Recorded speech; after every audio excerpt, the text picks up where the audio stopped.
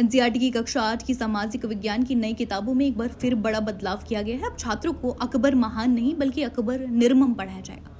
नई किताबों में मुगल शासकों की वीर गाथाएं, युद्धों की तारीख और उनके विस्तारवाद की कहानियां हटा दी गई हैं और उनकी क्रूर नीतियों को सामने लाया गया है। अब अकबर, बाबर, शाहजहां और औरंगजेब जैसे शासकों के शासनकाल को आलोचनात्मक दृष्टिकोण से पढ़ाया जाएगा।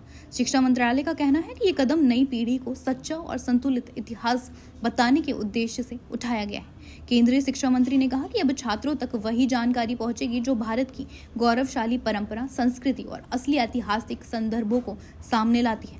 हालांकि इस बदलाव को लेकर इतिहासकारों और शिक्षक विशेषज्ञों के बीच बहस तेज हो गई है। कुछ इसे इतिहास को सही संदर्भ में प्रस्तुत करने की पहल बता रहे हैं, जबकि कुछ इसे राजनीतिक एजेंडे से प्रेरित बदलाव भी कह रहे हैं। आइए दिखाते हैं हमारी संवाददाता उंजिला की आपको खास रिपोर्ट।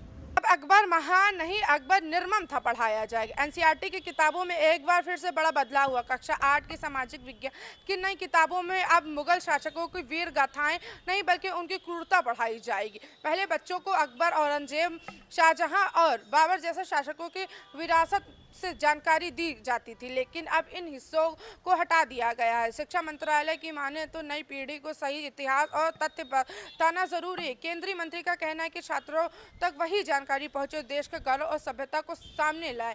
एनसीईआरटी ने इस बदलाव को सही बताते हुए सफाई दी है कि किताब से सिर्फ 2 चैप्टर हटाया गए और बाकी महत्वपूर्ण घटनाएं संरक्षित रखी गई। वहीं आलोचकों का कहना है कि इतिहास के अहम हिस्सों को हटाकर छात्रों को अधूरा ज्ञान दिया जा रहा है। अब इस फैसले को लेकर सियासी और शैक्षणिक गलियारों में बहस छिड़ गई है कि इतिहास की तस्वीरों को बदलना कितना सही है। मैं अंजिला खान, श्री न्यूज़, लखनऊ।